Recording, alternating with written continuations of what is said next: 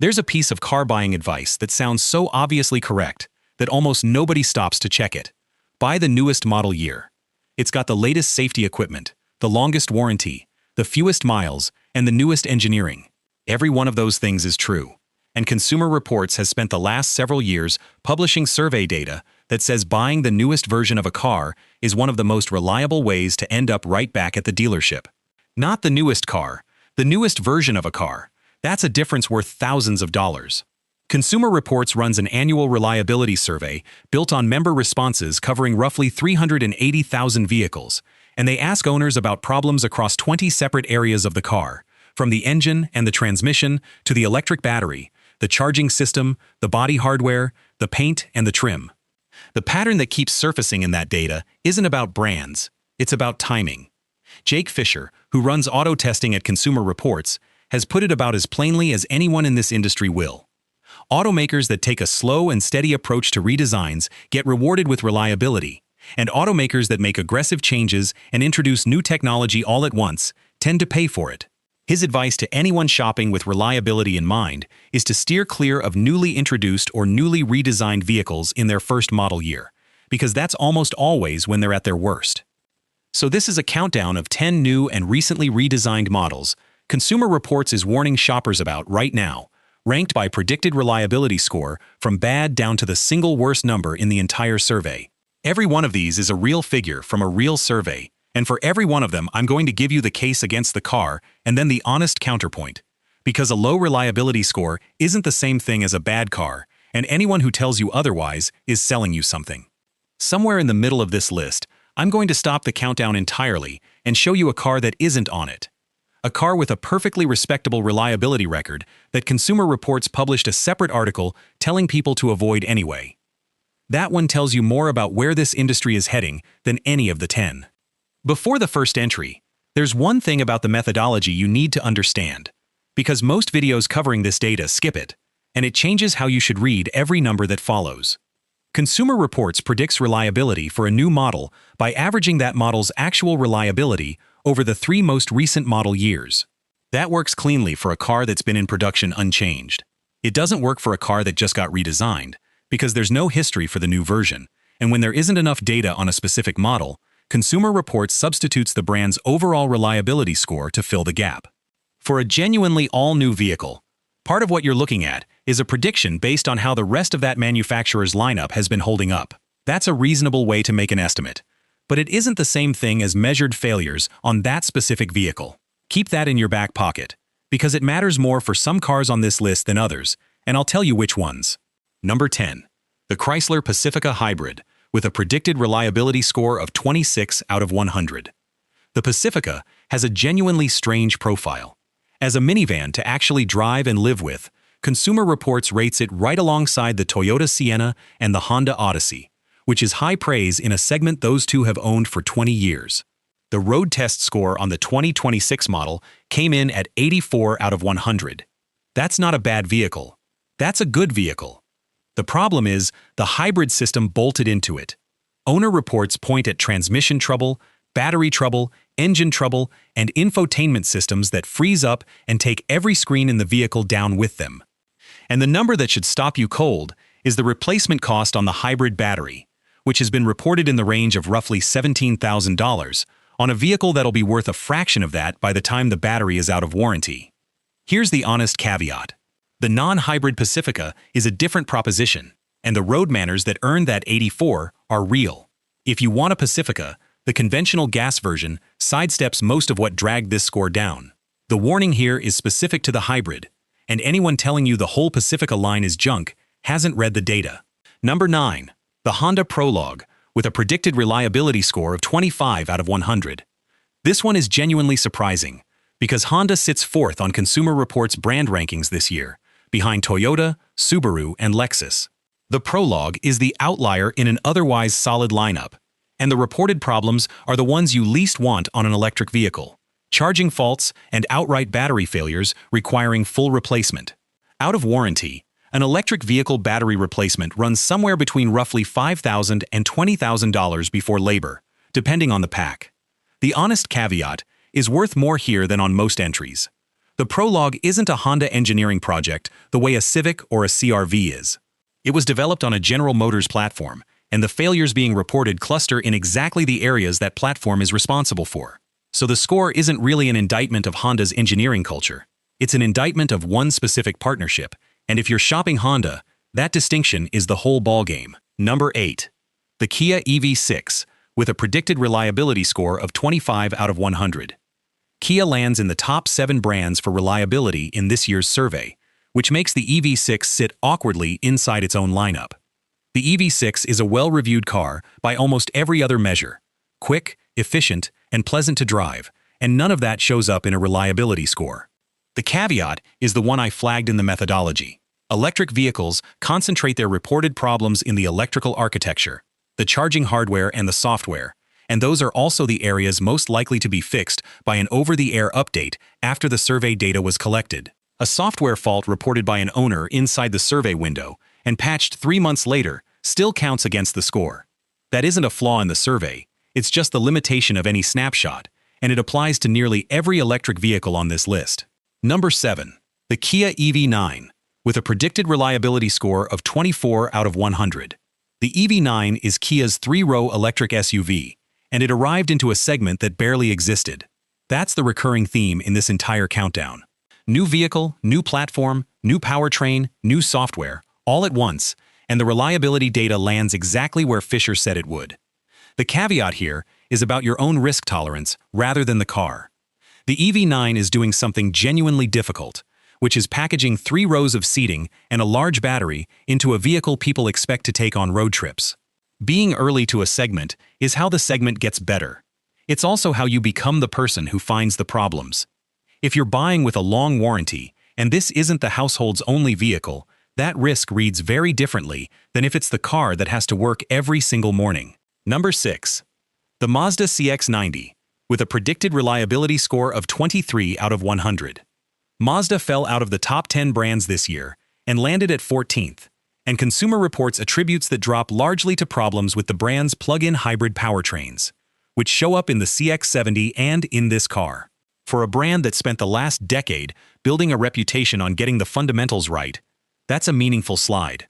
The caveat is that Mazda's conventional gasoline models have historically posted average or better reliability, and the CX-90's problems concentrate in the newer, more complicated powertrain hardware rather than in the bones of the vehicle. Same pattern as the Pacifica. The complexity is what's failing. Now I want to stop the countdown, because the next thing on your screen isn't number 5.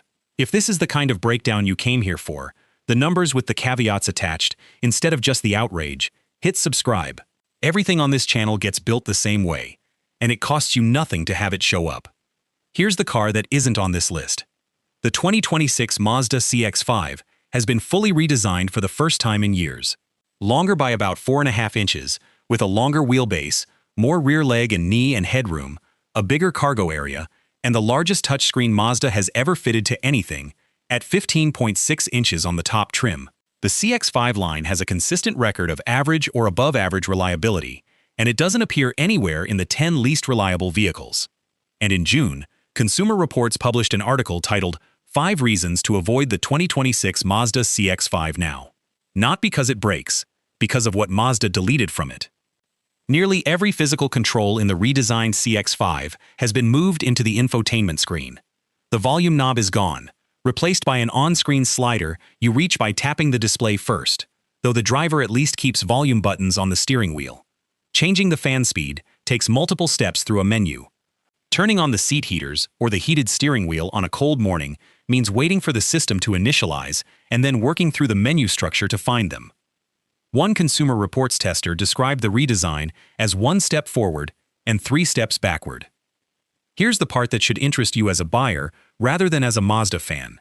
The previous CX-5 had physical buttons and knobs that operated with the kind of precision you normally pay luxury money for.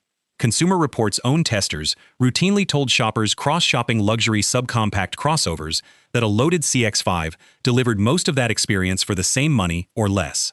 That was the entire value proposition. The redesign kept the shape and traded away the details that built the reputation. Mazda also dropped the turbocharged engine option entirely, and the hybrid doesn't arrive until the 2027 model year. For now, there's one powertrain, the 2.5-liter naturally aspirated four-cylinder, making 187 horsepower and 186 pound-feet of torque, paired to a 6-speed automatic with all-wheel drive standard. The honest counterpoint, and it's a real one. Every reviewer agrees the size increase is a genuine improvement. Mazda retuned the suspension and chassis for the larger body, and the driving dynamics survived. Shopper interest in the new CX-5 is actually up, and it's ranked among the most researched models of the year. The complaints are loudest from the people who knew the old car best, which isn't the same as those complaints being representative of everyone who'll buy one. But hold that alongside the Consumer Reports thesis, because the CX-5 is the cleanest illustration of it on this list. This is a redesign that made the car objectively bigger, more modern and better equipped, and simultaneously deleted a feature its most committed buyers would have fought to keep. First model year risk isn't only about whether the thing breaks. Sometimes the redesign works perfectly, and you'd still have been happier with the one they replaced. Back to the countdown. And from here, the numbers get worse fast. Number 5. The Genesis GV60, with a predicted reliability score of 21 out of 100. Genesis has spent less than a decade trying to establish itself as a credible luxury brand, and the GV60 is one of its electric efforts. 21 out of 100 is deep into the bottom of the survey. The caveat here is the biggest one on this entire list, and it's the one nobody covering this data mentions. The GV60 sells in small numbers, and small sales volume means a smaller pool of owner responses, which means the score carries more statistical noise than a score attached to a vehicle selling in the hundreds of thousands. That doesn't make the number wrong. It makes it less certain than the equally low number attached to a mass-market vehicle, and you should weight it accordingly. Number 4. The Mazda CX-90 plug-in hybrid, with a predicted reliability score of 20 out of 100. The regular CX-90 was number 6 on this list at 23. Same vehicle, same body, same interior, same platform. Add the plug-in hybrid powertrain, and the score drops 3 more points. That's the most useful single data point in this entire countdown, and it's useful precisely because it's a controlled comparison. Everything else about the two vehicles is held constant. The only variable is the powertrain, and the powertrain costs you 3 points. There's no soft caveat to add here, so instead, here's the practical version. If you want a CX-90, this comparison is telling you the gasoline version is the lower-risk purchase, and it's telling you with unusual clarity, because Mazda ran the experiment for you. Number 3. The Chevrolet Blazer EV, with a predicted reliability score of 19 out of 100. The Blazer EV had a genuinely rough launch. General Motors halted sales at one point over software problems severe enough that vehicles were losing core functions. The caveat matters more here than almost anywhere else on this list. Those failures were overwhelmingly software rather than hardware, and General Motors has pushed updates since. Software problems are the one category of vehicle defect that can actually be fixed retroactively across an entire fleet, which isn't true of a transmission or a battery pack. A survey score captures the pain owners lived through during the window they were surveyed, and it doesn't automatically capture the repair. If you're looking at a Blazer EV built after the fixes, the score in front of you is describing a version of the car that may no longer exist. Verify the build date and the software version before you let this number decide for you. Number 2. The Rivian R1T, with a predicted reliability score of 18 out of 100. Rivian finished last among every brand Consumer Reports ranked, and the specifics are hard to read without wincing. A reviewer at Inside EVs documented 13 separate issues with his first R1T, including seats installed incorrectly, speakers that were never connected, a tailgate that wouldn't close, and an airbag fault. He lost the vehicle for 3 weeks while technicians tried to work out why the tire pressure sensor kept throwing false readings, which they eventually traced to radio frequency interference from the electric motors in the back of the truck. Relocating the sensor didn't permanently fix it. The truck needed an alignment immediately after purchase, and the 120-volt outlets needed replacing after a single weekend running a cooler. The honest caveat is that nearly every item on that list is assembly and build quality rather than fundamental engineering. The drive units and the battery architecture aren't what's generating these complaints. That's a meaningful distinction, because build quality is a manufacturing maturity problem, and manufacturing maturity is something a company can actually fix over a few production years. It's also cold comfort if you're the one whose tailgate won't close. And number 1, the lowest predicted reliability score in the entire Consumer Reports survey. The GMC Acadia, at 14 out of 100. 14, on a scale to 100. The Acadia has been redesigned, which puts it squarely in the first model year risk category this whole countdown is built around. GMC as a brand sits 23rd in the rankings, so the Acadia isn't carrying an otherwise strong nameplate on its back. Owner reports include an engine that lost oil pressure on the highway at 3,500 miles and needed full replacement. RepairPal puts average annual repair costs on the Acadia at $734, against $573 for a typical midsize SUV. And when an Acadia does need work, RepairPal's data puts the probability that it's a severe repair at 19%. The caveat, and I'll be straight with you, that it's thinner than the others. 20 years of Acadia production haven't produced a settled reputation for dependability, so this isn't a promising nameplate having one bad year. It's a continuation. If there's a genuine counterpoint, it's that the Acadia is a comfortable, well-packaged three-row SUV, and the people who own one without trouble tend to like it a great deal. That's true. It's also true that 14 out of 100 is the worst number in a survey covering roughly 380,000 vehicles, and I'm not going to talk you past that. So step back and look at what these 10 actually have in common, because it isn't a brand, and it isn't a price bracket. Look at the list. Nearly every vehicle on it is either an entirely new nameplate or a freshly redesigned platform. Honda, a top 4 brand, put an electric vehicle on a partner's new platform and landed at 25. Kia, a top 7 brand, has 2 entries. Mazda gave us a controlled experiment where the same vehicle, with a more complicated powertrain, scored 3 points worse. And the single worst score belongs to a redesigned SUV from a brand already sitting near the bottom. That's Fisher's point, arriving from 10 different directions. Slow, incremental redesigns protect reliability. Aggressive change and new technology introduced all at once tends to cost you. And the first model year of a redesign is when a vehicle is statistically at its worst. Which brings this back around to where it started. The advice to buy the newest model year isn't wrong, exactly. It's incomplete in a way that gets expensive. The newest model year of a car that's been in production unchanged for 4 years is a genuinely low-risk purchase, and it's often the smartest money in the entire market. The newest model year of a car that was just redesigned is a different transaction with a different risk profile, and the dealership isn't going to distinguish between the two for you. The last generation CX-5, the pre-redesign one, is sitting on used lots right now with its physical climate controls, its volume knob, its optional turbo, and a reliability record that's been average or better for years. Nobody's going to feature it in a launch campaign. If this was useful to you, subscribe, because this channel does this every week, and the next redesign is already on its way to a lot near you. And tell me in the comments which one you'd still buy anyway. Some of you are going to say the Rivian, and honestly, I understand why.